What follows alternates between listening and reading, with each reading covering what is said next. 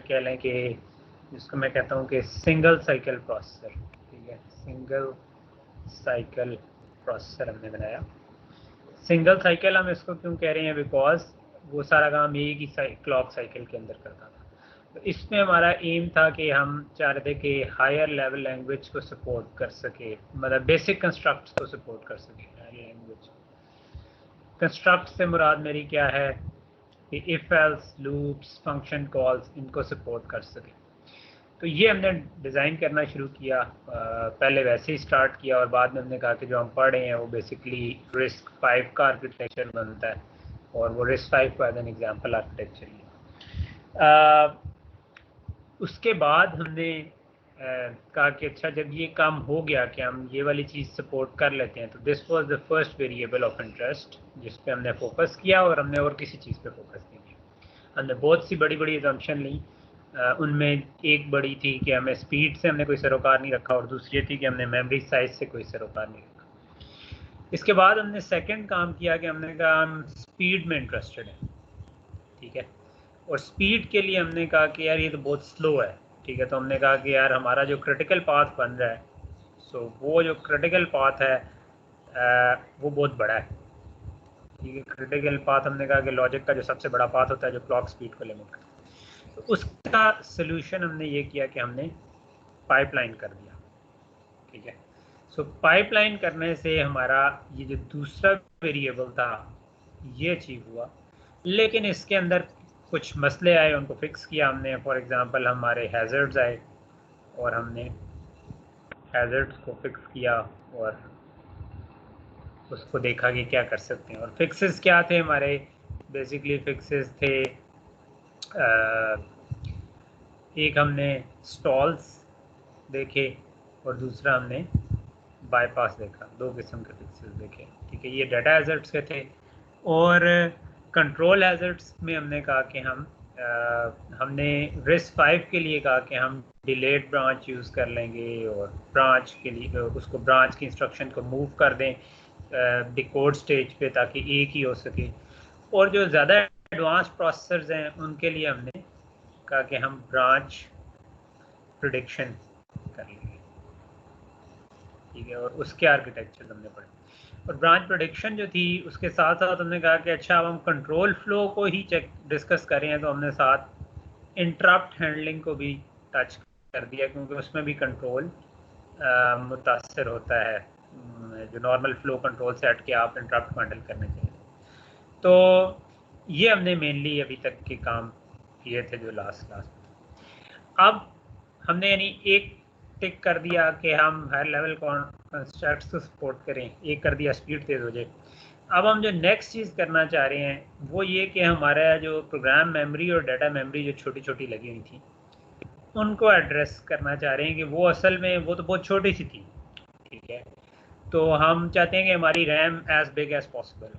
तो जो हमारी नेक्स्ट कह लें कि ख्वाहिश है, जो कि इससे आप पैरेलल में कह सकते हैं, वो है कि हम बिगर फास्टर मेमोरी, फास्ट तो पहले भी काफ़ी है लेकिन हम बेसिकली बिगर मेमोरी चाहते हैं, ठीक है। तो दिस इज़ आवर गोल, ठीक। तो ऑब्वियसली जब मेमोरी बड़ी होगी इसका मतलब है उसमें बड़ा प्रोग्राम, ज़्यादा बड़े प्रोग्राम्स आ सकते हैं, ज़्यादा डाटा आ सकता है, ठीक है। और आजकल आप देखते हैं कि हमारे प्रोग्राम जो चल रहे होते हैं वो अक्सर मेगाबाइट्स में जगह ले रहे होते हैं। और जो हमने मेमोरी लगाई थी छोटी सी, वो जो हमने कहा था कि हम बिल्कुल बेसिक सा मेमोरी मॉडल रखेंगे कि जिसके अंदर कहा था कि हमारे पास उस मॉडल पे, खैर मैं आ जाता हूँ, जिसमें हमारे पास छोटा सा बस एड्रेस था और अगले साइकिल उसी साइकिल में वो डाटा निकाल देता था, ठीक है। तो ये वाला मॉडल जो था ना ये काफ़ी सिंप्लीफाइड था और इस मॉडल पे चलते हुए हम हार्डली 1 किलोबाइट 2 किलोबाइट या फ्यू किलोबाइट्स तक ही जा सकते हैं, उससे ज़्यादा हमारा जाना मुश्किल है। तो अब हम इस मेमोरी वाले मसले को सॉल्व करना चाहते हैं कि हम बड़ी मेमोरी लगाएं और वो फास्ट भी हो किसी तरह। ये जो दो लफ्ज़ मैंने लिखे हैं बिगर और फास्टर, ये बेसिकली एक दूसरे से अक्सर कन्फ्लिक्ट करते हैं, ठीक है, कि आपको या तो बिगर मिलेगी या फास्टर मिलेगी, दोनों इकट्ठे नहीं मिलेंगी, क्योंकि जैसे जैसे बड़ा करते जाते हैं मेमोरी को तो वो कह लें कि स्लो होती जाती है। अगर मैं erase this thing और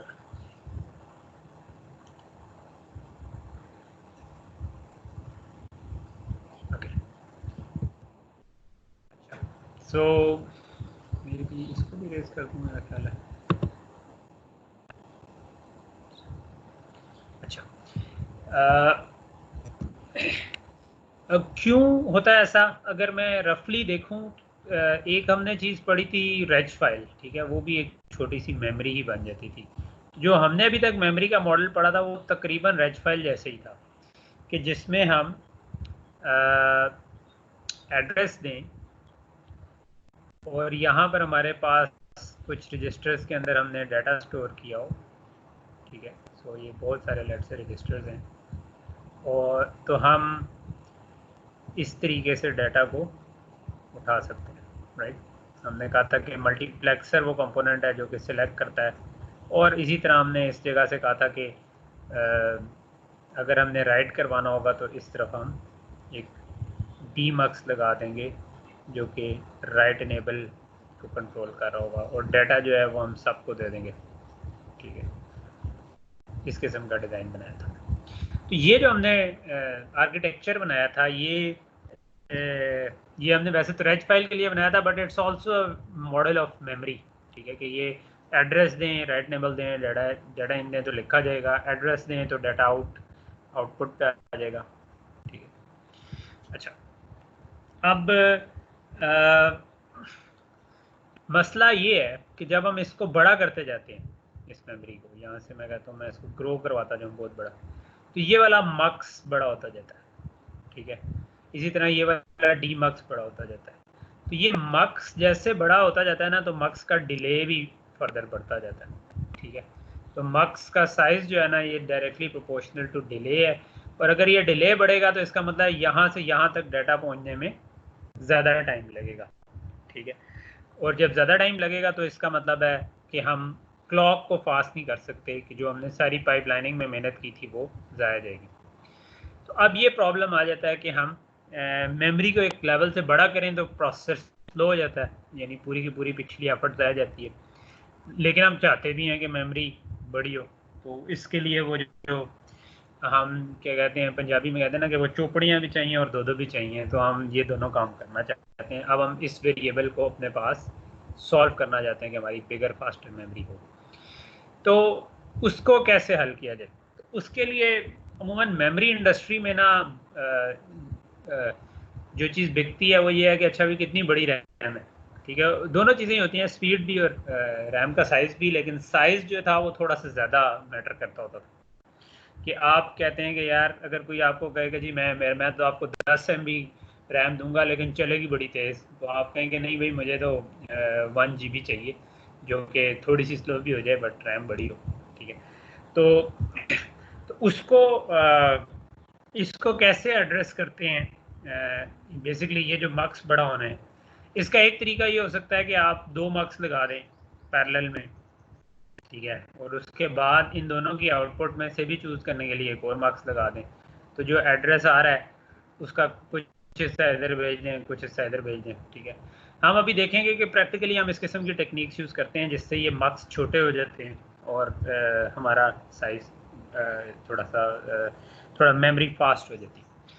अच्छा, मेमोरी में भी ना 2 तरह की मेमोरीज होती हैं, एक कहलाती है एस रैम और एक कहलाती है डी रैम, ठीक है। अभी मैं जो चीज़ें डिस्कस कर रहा हूँ इनमें से मैं बहुत ज़्यादा आपसे खास पूछने का मेरा इरादा नहीं है, इसलिए इसको सिर्फ इन्फॉर्मेशन के तौर पे ज़्यादा नहीं, ठीक है। तो just try to understand grasp it कि है क्या। तो एस रैम कहते हैं स्टैटिक रैम को, ठीक है।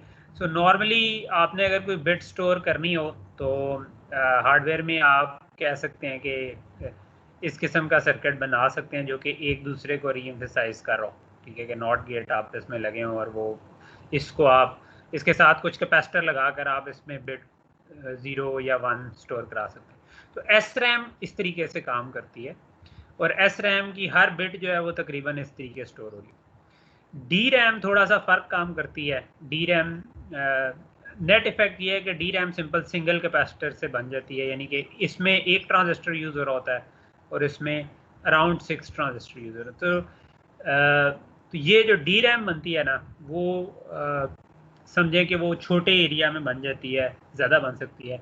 इसीलिए जो आप ये जो DDR कहते हैं मेमोरी, ये बेसिकली डी रैम होती है।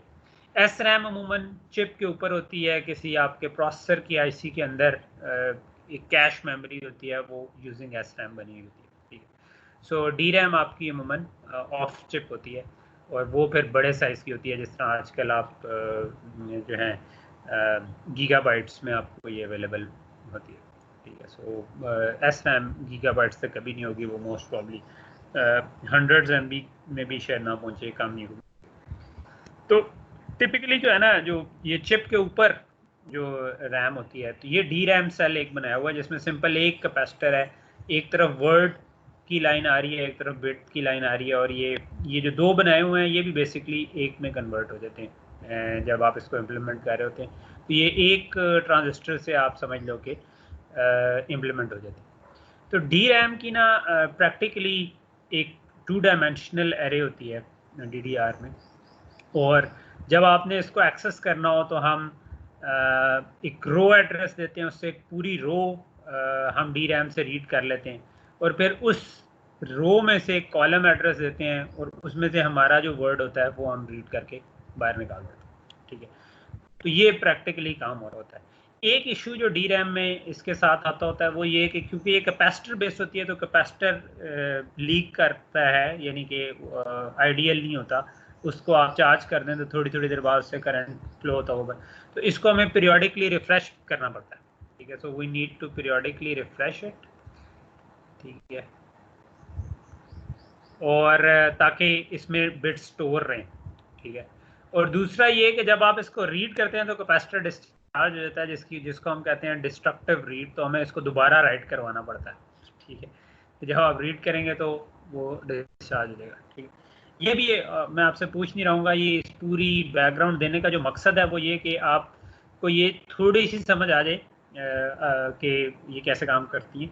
इसे थोड़ा सा डिटेल में अगर आपने देखना हो तो मैंने एक छोटी सी प्लेलिस्ट आपको रंजाइम एजुकेशन वाले चैनल पे मिल जाएगी कि एक बिट कैसे स्टोर करेंगे। उसमें आप प्लेलिस्ट के सेक्शन में जाएंगे जो क्रिएटेड प्लेलिस्ट में, तो उसमें एक होगी कि सिंगल बिट कैसे स्टोर होती है। उसमें एस रैम और डी रैम को बड़ा अच्छा समझाया हुआ है। इस कोर्स से डायरेक्टली मैं उसमें नहीं उसको आपसे पूछ रहा हूँ, बट वो बेसिकली जॉर्जिया टेक का एक कोर्स है हाई परफॉर्मेंस कंप्यूटर आर्किटेक्चर का, मैं उससे मैंने वो शॉर्ट सा सेक्शन उठाया हुआ था जस्ट कि वो आपको एक्सप्लेन कर दे कैसे। तो वो आप अगर देखना चाहें तो ज़रूर देख लें, ठीक है। Not part of the course, just out of interest, मैंने उसको क्योंकि खुद भी देखा था, तो जस्ट आउट ऑफ इंटरेस्ट ही, तो मैं चाहता हूँ कि अगर कोई देखना चाहे तो वो ज़रूर देख सकें। तो होता क्या है कि डी रैम्स जितनी डिफरेंट किस्म की हैं, लेकिन बेसिकली जो डी रैम को रीड या राइट करते हैं वो 3 हिस्सों में होता है। सबसे पहली स्टेज होती है रो एक्सेस की, फिर होती है कॉलम एक्सेस की, और फिर होती है प्री चार्ज की एक स्टेज। और ये दोनों स्टेजेस जो हैं तकरीबन 15 से 20, हर स्टेज जो है तकरीबन 15 से 20 नैनो सेकेंड लेती है। अमूमन ये होता है कि आप एक ही रो से अगर मल्टीपल वर्ड्स पढ़ना चाह रहे हैं तो आपको दोबारा रो एक्सेस नहीं करनी पड़ती। इस वजह से हम बैक टू बैक, एक पहला रीड पे आपको टाइम लगता है, लेकिन उसके बाद अगर उधर से ही पढ़ना हो, उससे अगला वर्ड पढ़ना हो, उससे अगला वर्ड पढ़ना हो, तो वो तेज़ी से हो सकता है।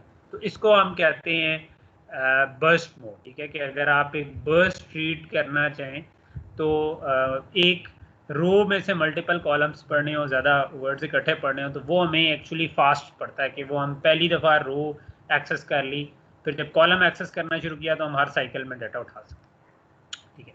सो टिपिकली जो अगर आप किसी DDR की वो देखेंगे डाटा शीट में, तो इस किस्म की टाइमिंग डायग्राम होगी जो कि एक्सप्लेन करी होगी कि वो कैसे काम करती है DDR, ठीक है। तो DDR के में अमूमन जो पहले आप रो एड्रेस देते हैं, थोड़ी देर इंतज़ार करते हैं, फिर कॉलम एड्रेस देते हैं, फिर थोड़ी देर इंतज़ार करते हैं, फिर आपका डाटा बाहर आना शुरू हो जाता है, और एक प्री चार्ज स्टेज होती है जब भी आपने रो को स्विच करना हो, ठीक है। सेम कॉलम से आप मल्टीपल रोज अगर मल्टीपल वर्ड्स उठाना चाहें तो आप उठा सकते हैं। तो ये जो नीचे दिखाया हुआ ना, ये आपको नज़र आ रहा होगा, ये जो डाटा नीचे नज़र आ रहा है, ठीक है। So this is your data. तो इसका मतलब है कि मैंने अगर रीड करना था तो मैंने यहाँ कहीं पे उस रीड का एड्रेस दिया, और यहाँ से लेकर यहाँ तक जो मुझे टाइम लगा उस वक्त तक मुझे कोई डाटा नहीं मिला, उसके बाद मुझे डाटा मिला। लेकिन उससे अगले जो डाटाज हैं वो मुझे इकट्ठे मिल सकते हैं एज लॉन्ग एज वो सेम रो की हों। अगर रो चेंज होगी तो मुझे फिर दोबारा इंतजार करना पड़ेगा। तो ये जो मल्टीपल डाटाज आते हैं इनको हम कहते हैं बर्स्ट, ठीक है। तो ये हमारा बर्स्ट है जो कि हम रीड करना चाहते हैं। तो ये मैं थोड़ा सा चाहता हूँ ये बैकग्राउंड आपके जहन में हो, क्योंकि जब हम आगे डिस्कस कर रहे होंगे तो हमें ये पता हो कि हाँ बर्स्ट रीड हमें थोड़ा सा फास्ट पड़ता है, ठीक है। दूसरा मैं चाहता हूँ कि ये हमें पता हो कि हमें थोड़ा सा टाइम लगता है फर्स्ट रीड करते हुए। इस टाइम को हम कहते हैं लेटेंसी, ठीक है। कि हमें लेटेंसी इतनी पड़ती है कि हमें कुछ साइकिल पड़ जाते हैं कि जिससे जब तक हम रीड कर ही नहीं सकते। ओके, सो यहाँ तक चीज़ कुछ क्लियर हो रही है? हाँ करने की जिम्मेदारी किसकी थी? जी सर, मेरी। क्लियर? हाँ, तो ये क्लियर हो रहा है ना? कोई क्वेश्चन है तो इधर पूछ सकते हैं, ठीक है। कि मोटा मोटा के जो हमें 2-3 साइकिल ये जो है ना, ये जो हमारा यहाँ से यहाँ तक टाइम लग रहा है, ये अब जिस तरह यहाँ पर लिखा हुआ है कि 400 मेगाबिट्स पर सेकंड, ये जो क्लॉक डी रैम का होता है ना, ये नॉर्मली जिस तरह ये लिखा हुआ है ना कि ये 200 मेगाहर्ट्ज क्लॉक है, तो ये खैर ये थोड़ी पुरानी है DDR2। अब जो DDR3 और 4 आ रही हैं वो उसका क्लॉक काफ़ी तेज़ है, लेकिन स्टिल वो क्लॉक जो है ना वो प्रोसेसर की क्लॉक से कम है, ठीक है। तो आपका रफली समझें कि 20 to 30 और 40 साइकिल्स हमें इंतज़ार करना पड़ता है अगर मैं DDR से कोई चीज़ रीड या राइट करना चाह रहा हूँ, ठीक है। ये काफ़ी बड़ा टाइम है, ठीक है। यानी कि जिसमें हमने प्रोसेसर को तेज़ से तेज़ करे थे, लेकिन ये थोड़ा सा उसका सारा फ़ायदा को नलीफाई कर रहा है, ठीक है। तो बेसिकली होता क्या है कि जो आपकी परफॉर्मेंस है जिसको हम तेज़ करने के लिए पाइपलाइन किया था पिछले 2-3 लेक्चर्स में, वो उसमें हमारे पास क्या मसला होता है कि थोड़ी देर बाद आपको, क्योंकि आपकी जो भी इंस्ट्रक्शंस लिखी हैं उसमें जब भी आपकी एक तो लोड वर्ड की इंस्ट्रक्शन आई या स्टोर वर्ड की इंस्ट्रक्शन आई, तो इसका मतलब है कि आप मेमोरी को एक्सेस करें, ठीक है। तो अगर हमने बड़ी मेमोरी लगा दी DDR तो मसला हो जाएगा। मसला ये हो जाएगा कि भाई जब भी मैंने कहा कि लोड वर्ड करो तो वो 25-30 साइकिल तो हम इंतज़ार करते रह जाएंगे कि भाई वो डाटा मेमोरी से आए, तो उसके बाद हम किसी तरह इसको लोड करके उस पर काम कर सकें।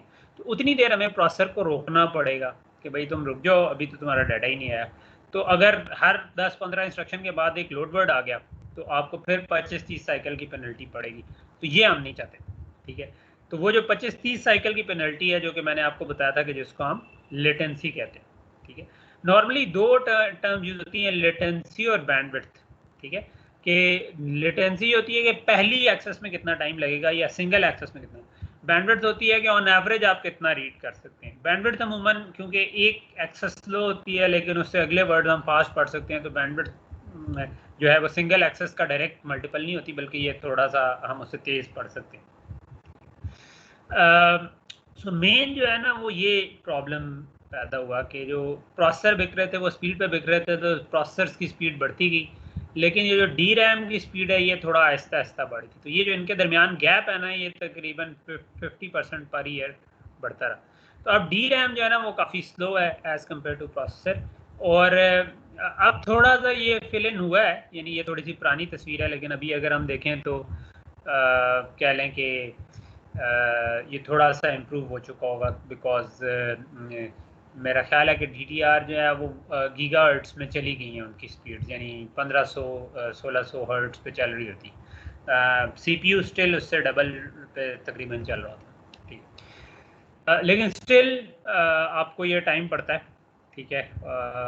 तो ये नीचे आपको एज आ एग्जांपल दी हुई है कि अगर 4:2 गीगाहर्ट्ज़ सुपर स्केलर है तो 100 नैनोसेकंड DRAM को के दरमियान वो 800 इंस्ट्रक्शंस चला सकता है, ठीक है, उसके एक्सेस टाइम के दरमियान, ठीक है। तो ये जो आज से थोड़ा पुरानी स्लाइड में उस वक्त 2 गीगाहर्ट्ज़ तक के प्रोसेसर थे।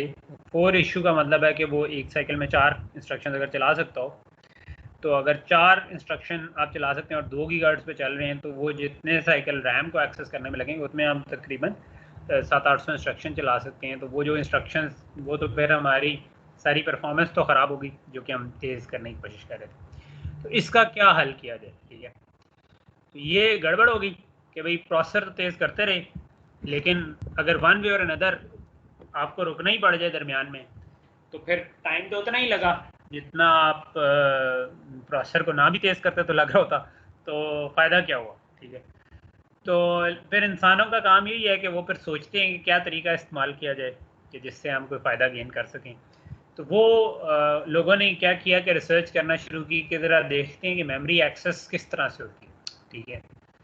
मेमोरी एक्सेस का एक तो मैंने आपको बता दिया, लोड वर्ड और स्टोर वर्ड वाली, ठीक है। 2 हमारा जो प्रोसेसर है उसमें एक ये वाली इंस्ट्रक्शंस मेमोरी एक्सेस करी होती हैं, और दूसरा जो हमारी इंस्ट्रक्शंस हैं वो भी तो मेमोरी से आ रही हैं, ठीक है। तो हमने 2 मेमोरीज लगाई थी ना, एक प्रोग्राम मेमोरी और एक डेटा मेमोरी, राइट, आपको याद होगा सारों को, ठीक है। तो जो इंस्ट्रक्शंस थी हमने कहा था वो प्रोग्राम मेमोरी में है, और ये जो डाटा है वो डाटा मेमोरी में। प्रैक्टिकली असल में जो हमारे नॉर्मल डेस्कटॉप्स हैं उसके अंदर हमारी एक ही मेमोरी लगी होती है, DDR, लेकिन प्रोसेसर के अंदर 2 कैश लगी होती हैं, जो हम अभी कैश पढ़ेंगे कि क्या होती हैं, जो कि छोटी मेमोरीज होती हैं, जो कि ये हमारी प्रोग्राम मेमोरी और डाटा मेमोरी को रिप्लेस कर देंगे, ठीक है। सो ये जो हमने पढ़ी थी ये कैश बन जाएंगी थोड़ी देर। तो उन्होंने, जब लोगों ने फिर क्या किया, उन्होंने देखा कि यार क्या पैटर्न्स हैं जो कि मेमोरी एक्सेस के पैटर्न्स के। सो मेमोरी एक्सेस में एक तो है इंस्ट्रक्शन फैच। तो इंस्ट्रक्शन फैच आपने देखा होगा हर दफ़ा PC+4 चल रहा है, अनलेस के कोई जंप आ गई या फंक्शन कॉल आ गई। तो बेसिकली आपका इस किस्म का चल रहा होता है कि अगर आप यूं टाइम को प्लॉट करें, तो जो भी एड्रेस है उससे अगला एड्रेस उससे 4 आगे होगा, उससे अगला एड्रेस उससे 4 आगे होगा, एंड सो ऑन, अनलेस के कोई लूप आ गया तो जंप करके आप वापस गए, फिर उधर तक पहुंचे, फिर लूप पे वापस आए, फिर करते गए, तो ये आगे चलते गए, ठीक है। या फंक्शन कॉल आ गई तो आप कहीं पे गए। ये आपकी अगर एन लूप इटरेशन थी तो इस तरीके से चलेगा, और ये आपका प्रोग्राम मेमोरी के नॉर्मल एक्सेस। डाटा मेमोरी को अगर देखें तो डाटा मेमोरी में आप जब भी कोई फंक्शन कॉल करते हैं तो उसके लिए एक अलग से मेमोरी एलोकेट होती है जिसको हम कहते हैं स्टैक। उसके ऊपर उसके वेरिएबल्स बनते हैं, वो कोई और फंक्शन कॉल करे तो मजीद उसके ऊपर मेमोरी एलोकेट होगी। फिर जब फंक्शन रिटर्न होता है तो वो वाली जो आपकी कह लें कि वेरिएबल्स डिस्कार्ड हो जाते हैं। सो नॉर्मली इस तरीके से होता है कि एक फंक्शन कॉल हो, फंक्शन या सब रूटीन एक ही चीज़ है। तो फंक्शन कॉल हो तो आप कहते हैं कुछ वेरिएबल्स क्रिएट करते हैं, फिर थोड़ी देर उन्हीं को आप एक्सेस करते रहते हैं दरमियान में, और आखिर में फंक्शन से रिटर्न करके फिर वापस आ जाते हैं, ठीक है। तो उतनी देर में आप जो आर्गुमेंट्स का मतलब जो फंक्शन को हमने वेरिएबल पास किए थे उनको एक्सेस कर रहे थे। और नॉर्मल जो आपके ग्लोबल डाटा होते हैं, जो भी इसके अलावा वेरिएबल्स होते हैं जो फंक्शंस के अलावा हैं, यानी जो हमने ग्लोबल डिक्लेयर किए हुए हैं, वो भी, उनमें भी जो आपका 2 तरह के होते हैं, स्केलर और वेक्टर्स। यानी कि स्केलर से मुराद है कि जो आपकी एरेज नहीं है, जो नॉर्मल इंटीजर, फ्लोट, करैक्टर वगैरह हैं, तो वो भी वो इस पैटर्न में एक्सेस हो रहे हैं कि हर थोड़ी थोड़ी देर बाद एक्सेस हो रहे हैं। और वेक्टर जो हैं उनमें अमूमन हमने लूप लगाया होता है कि अच्छा पहली लोकेशन पे जाओ, फिर दूसरी, फिर तीसरी, एंड सो ऑन। तो ये ब्रॉडली इस किस्म के पैटर्न्स एक्सपेक्टेड हैं कि जिस तरीके से होते हैं। तो इनमें ना 2 आपको ट्रेंड्स नज़र आते हैं। ये हमने पहले भी लफ्ज़ पढ़े थे, टेम्पोरल और स्पेशियल, ठीक है। तो ये दोबारा आ गए, ठीक है। हमने ब्रांच प्रोडिक्शन से पहले ब्रांच के बिहेवियर पे कहा था कि टेम्पोरल और स्पेशियल। अब हम कहते हैं मेमोरी एक्सेस के पॉइंट ऑफ व्यू से कह रहे हैं। टेम्पोरल का मतलब है टाइम से रिलेटेड, स्पेशियल का मतलब है स्पेस से रिलेटेड, और स्पेस से मुराद हमारी होती है memory space in computer architecture. तो एक चीज़ ये है कि एक लोकेशन जो अभी एक्सेस हुई है उसका काफ़ी चांस होता है कि वो दोबारा एक्सेस होगी। यहाँ पर अगर हम देखें तो जो लोकेशन अभी करंटली एक्सेस हो रही है वो आगे काफ़ी देर तक एक्सेस हो रही है। यहाँ पर भी यही नज़र आ रहा है, यहाँ पर भी यही नज़र आ रहा है। और दूसरी चीज़ है कि अगर एक लोकेशन एक्सेस हुई है तो उसके आसपास की लोकेशन एक्सेस होने का भी काफ़ी चांस होता है। स्पेशली जिस तरह ये वेक्टर एक्सेस है तो उसके साथ वाली लोकेशंस एक्सेस होती जा रही हैं, या फंक्शन कॉल हुई है तो उसके आर्गुमेंट्स एक्सेस हो रही हैं, लूप की इटरेशंस चल रही हैं तो हम सेम जगह को बार बार एक्सेस कर रहे हैं। तो 2 तरह की हमें चीज़ नज़र आती है कि जब हम एक जगह पे किसी चीज़ को एक्सेस करें तो हम उसके आसपास की चीज़ों को भी एक्सेस करना चाहते हैं, और जिस चीज़ को एक्सेस करना है उसको थोड़ी देर बाद भी एक्सेस करना चाहते हैं। तो ये मेमोरी की वो 2 प्रेडिक्टेबल चीज़ें हैं कि जो हम चाहते हैं, जो नज़र आ रही है। ये वो एक्चुअल पेपर है जिसमें लोगों ने डिफरेंट प्रोग्राम्स चलाए और उसमें देखा उन्होंने कि यार किस किस्म के मेमोरी एक्सेस है। ये जो पीछे ग्राफ बनाया था ये उसकी असल फॉर्म है, ठीक है। तो इसके अंदर आपको ये टेम्पोरल जो हॉरिजेंटल लाइंस हैं, वो जितनी भी हॉरिजेंटल लाइंस हैं वो सारी टेम्पोरल लोकेलिटी को शो कर रही हैं। जो आपके कुछ ब्लॉक से बने हुए हैं ये स्पेशल लोकेलिटी को शो कर रहे हैं कि इधर से इधर तक जो टाइम था उसमें ये सारे वेरिएबल एक्सेस होते रहे, ठीक है।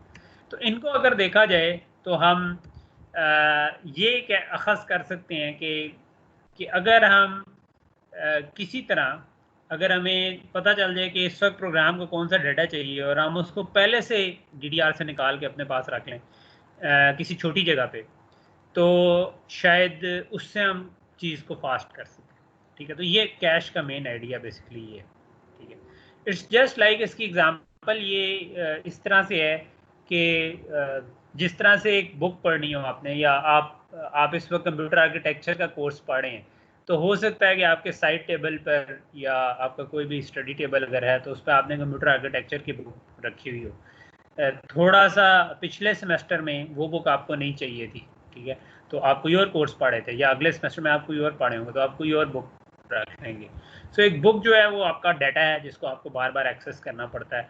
तो वो आपने अपने कह लें कि जो लेट से कि आपकी कोई स्टोरेज की जगह है, एक लाइब्रेरी सी है, स्टडी है पूरा जिसमें आपकी बुक्स पड़ी होती हैं, वहाँ से उठाकर आप अपने डेस्क पे ले आते हैं, उन चीज़ों को इकट्ठा कर लेते हैं जो कि आपको फ्रीक्वेंटली एक्सेस करनी होती है।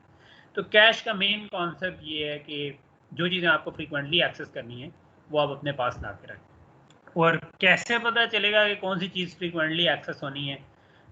हम प्रोग्राम पे ये जिम्मेदारी नहीं डालते कि वो खुद ला के रखे। हम ये कर लेते हैं कि हम ये टेम्पोरल और स्पेशल लोकेलिटी को देखते हुए कहते हैं कि प्रोग्राम ने जिस जगह को भी एक्सेस किया है हम उसको और उसके साथ के कुछ डाटा को उठाकर अपने पास एक छोटी मेमोरी में ले आते हैं जिसको हम कहते हैं कैश मेमोरी, जो जिसको आप समझ सकते हैं कि वो आपका डेस्क है जिसके ऊपर काम की चीज़ें तो वहाँ पर ले आते हैं। तो इसका मतलब है कि आपको इमीडिएट एक्सेस उसकी हो जाएगी और आप 1 साइकिल 2 साइकिल में उसको एक्सेस कर लेंगे। लेकिन अगर वहाँ पर आपको डाटा ना मिला तब आपको पेनल्टी पड़ेगी। तो ये मेन आइडिया, ठीक है। सो ये जो लिखा हुआ है ऊपर के reduce average latency by using small fast memories called caches. तो स्मॉल फास्ट मेमोरीज हैं आपकी जिनको आप कैश कहेंगे, और उसमें आप जो मोस्ट फ्रीक्वेंट चीज़ें यूज़ हो रही हैं उनको उठा कर लें, ठीक है। सो मेमोरी जो है अब बेसिकली हमारी एक तरह की हायरार्की बन गई, ठीक है, कि सबसे पहले CPU के क्लोजेस्ट जो है ना वो हमारी रजिस्टर फाइल है। ये जो RF लिखा हुआ है दिस इज रजिस्टर फाइल, ठीक है। तो ये फास्टेस्ट है, इसको हम एड्रेस देते हैं, ये उसी साइकिल में हमें डाटा दे देती है और हम उसको आगे इस्तेमाल कर लेते हैं। फिर उसके साथ थोड़ी सी उससे स्लो जो 1 cycle 2 cycle depending on size, ज़्यादा बड़ा साइज़ रखें तो 4-5 साइकिल भी ले सकती है या 10 साइकिल भी ले सकती है। वो SRAM है जिसको हम थोड़ा बड़ा रख सकते हैं। Register file typically 32 register 64 register इससे ज़्यादा नहीं होती। SRAM जो है वो फ्यू किलोबाइट्स में चली जाती है। इसके जो थोड़े से बड़े वर्जन है वो मेगाबिट्स में चले जाते हैं कुछ, ठीक है, बट लेकिन इतने ही रहते, ठीक है। और फिर उसके बाद उससे अगला लेवल ऑफ हायरार्की क्या है कि आप DRAM पे चले जाएं जो हम शुरू में देख रहे थे, जो कि गीगाबाइट्स में भी चली जाएगी बट वो स्लो होगी, लेकिन वो बड़ी होगी, ठीक है। सो नॉर्मली आपका जो है या आप कह लें कि कैपेसिटी बढ़ा सकते हैं या आप उसको फास्ट कर सकते हैं, इनमें से एक काम कर सकते हैं। तो दोनों चीज़ें आपको एट द सेम टाइम नहीं मिलती, ठीक है। तो जब हमने डाटा एक्सेस करना होगा, अगर आपको कैश में मिल गया तो बहुत अच्छे, आपको प्रोसेसर को उसी साइकिल में चल जाएगा, रोकने की ज़रूरत नहीं पड़ेगी। अगर ना मिला कैश में तब आपको प्रोसेसर को रोकना पड़ेगा, फिर आप मेमोरी से फैच करके लाएंगे, वो 25-30 साइकिल की आपको पेनल्टी पड़ेगी और उसके बाद आप दोबारा चलना शुरू करेंगे। ओके, सो इसको मेरा ख्याल है कि हम इधर आ जाते हैं, ठीक है। तो ये हमारा मेन तरीक़ाकार है जो कि कैश काम करेगी, कि जो हमने प्रोग्राम मेमोरी और डाटा मेमोरी बनाई थी उसके बजाय अब हम कैश लगा देंगे, ठीक है। प्रोग्राम कैश अलग लगा देंगे, डाटा कैश अलग लगा देंगे, ठीक है। तो प्रोसेसर का जो इंस्ट्रक्शन फैच वाला मैकेनिज्म है वो इंस्ट्रक्शन कैश को बेसिकली एड्रेस दे रहा होगा, और उधर से अगर डाटा मिल गया तो ठीक है, प्रोसेस चलता रहेगा। अगर उसमें ना मिला तो फिर हमें इंतज़ार, प्रोसेस को रोकना पड़ेगा। इसी तरह डाटा जो मेमोरी है उसके बजाय डाटा कैश लग जाएगी, उसमें हम लोड वर्ड करें या स्टोर वर्ड करें, अगर उधर मिल गया तो हम उसमें लिखवा लेंगे, अगर ना मिला तो प्रॉब्लम होगी, तब हमें इंतज़ार करना पड़ेगा, हम मेमोरी से फैच करके लाएंगे। और कैश जो है उसके साथ मेमोरी कंट्रोलर साथ लगा होता है, जो कि अगर कैश मिस हो तो वो मेन मेमोरी से डाटा उठा लें। हम यूज़ करेंगे टर्म्स कैश हिट और कैश मिस। कैश हिट का मतलब है कि जो आप डाटा रीड करना चाह रहे थे मेमोरी से, वो कैश में आपको पड़ा हुआ मिल गया, तो उसको हम कैश हिट कहते हैं, और अगर वो ना मिला कैश में तो उसको हम कहते हैं कैश मिस हो। सो नॉर्मली कैश कैसे काम करेगी, इधर आपको दिखाया हुआ है कि यहाँ पर ये देखें, ये कैश का ये वाला हिस्सा है इसके लेफ्ट साइड पे, ठीक है। दीज आर कॉल्ड टैग्स, और ये हमारी डाटा लाइन है। सो कैश में हम करते क्या है कि हम ना कुछ एक साइज डिफाइन कर लेते हैं जिसको हम कहते हैं कैश लाइन या कैश ब्लॉक, ठीक है। डाटा ब्लॉक और लाइन तकरीबन एक ही मायनों में इस्तेमाल होते हैं। टिपिकली आप कह लें कि 32 बाइट्स कह दिया लेट से, ठीक है, कि हम जब मेमोरी से फैच करेंगे तो हमें एक इंटीजर चाहिए था, वो 32 बिट का था, हम कहेंगे नहीं हम एक इंटीजर नहीं फैच करेंगे, हम 8 इंटीजर फैच कर लेंगे, ठीक है। ज़्यादा भी हो सकता है, ये 32 के बजाय 64 बाइट भी हो सकता है, 128 बाइट्स भी हो सकता है। तो ये डिज़ाइन चॉइस है, जब हम कैश डिज़ाइन करें तो हमारी मर्जी है कि हम कितनी बड़ी एक लाइन रखें, ठीक है। तो हम कैश लाइन जो फैच करेंगे वो कह लें कि होगा क्या। लेट्स से कि मेरा ये प्रोग्राम है इसके अंदर एक, ठीक है, प्रोसेसर के अंदर वो चलना शुरू हुआ, तो हम बाय डिफ़ॉल्ट कहेंगे कि कैश एम्प्टी है स्टार्ट में, ठीक है। थोड़ी देर चला प्रोग्राम तो उसने लोड वर्ड की इंस्ट्रक्शन एक कॉल की, लेट्स, ठीक है। तो फर्स्ट ऑफ ऑल तो खैर प्रोग्राम चलेगा तो उसने इंस्ट्रक्शन फैच करनी है मेमोरी से, तो पहली दफ़ा ही कैश मिस हो जाएगी, क्योंकि कैश में तो कुछ भी नहीं पड़ा हुआ। आपने इधर से इंस्ट्रक्शन रजिस्टर ने कहा कि जी मुझे तो ये डाटा चाहिए, कैश मिस होगी। कैश मिस हो गई तो आप मेमोरी में जाएंगे, मेन मेमोरी में, और वहाँ से जो भी आपका एड्रेस था, लेट से वो एड्रेस था आपका 100, ठीक है, तो एड्रेस 100 से आपका प्रोग्राम शुरू हो रहा था, आपने इधर 100 एड्रेस दिया, कैश मिस हो गई, आपने प्रोसेसर को रोका, 25-30 साइकिल आपको लगेंगे मेमोरी से फैच करने में पहला वर्ड, लेकिन आपने वो पहला वर्ड फैच किया और साथ आपने कहा कि मैं पहला वर्ड नहीं करता, मैं पूरी की पूरी लाइन ही फैच कर लेता हूँ, ठीक है। आपने पूरी लाइन फैच की तो आपने 100 भी फैच कर लिया, आपने 101 भी फैच कर लिया, 102 भी कर लिया, या चलो मैं इसको 104 और 108 कह देता हूँ, क्योंकि हम 4-4 बाइट आगे जा रहे होंगे। खैर ये बाइट ही बनी हुई है तो खैर 101 ही कह देता तो बेहतर था, लेकिन एनीवे। तो अब जब आप इससे PC+4 करके 104 जब देंगे एड्रेस, तो वो भी इस जगह पर पड़ा होगा, ठीक है, सॉरी इससे एक आगे पे, ठीक है। और फिर जब आप 108 एड्रेस देंगे वो भी इधर पड़ा होगा, बिकॉज आपको पहले से आपने स्पेशल लोकेलिटी का मद्देनजर रखते हुए कि भाई जब एक चीज़ एक्सेस होती है तो उसके आसपास वाली भी एक्सेस होती है, तो आपने सिर्फ 100 को नहीं लेकर आए मेमोरी में, बल्कि पूरे का पूरी कैश लाइन उठाकर ले आए, जितना मेमोरी में कह लें कि 32 बाइट या 64 बाइट जितनी भी थी। फिर जब आप इसको क्रॉस कर लेंगे कैश लाइन को, उसके बाद जब लेट से कि मैं 120 पे पहुंचा तो वो नहीं पड़ा हुआ था, तो 120 अगर नहीं था तो फिर कैश मिस होगी, और फिर आप 120 से लेकर 128 तक लेंगे और फिर अगली 8-10 साइकिल तक कोई कैश मिस नहीं होगी जब तक आप उसको लेंगे। तो मेन आइडिया ये है। थोड़ी देर बाद आपने लोड वर्ड किया, आप मेमोरी की जिस जगह से उठा रहे थे वो थी लेट से 6848, आपने इधर से जो डाटा मेमोरी थी उधर 6848 एड्रेस दिया, कैश मिस हो गई, तो आपने वो पूरा का पूरा कैश लाइन उठा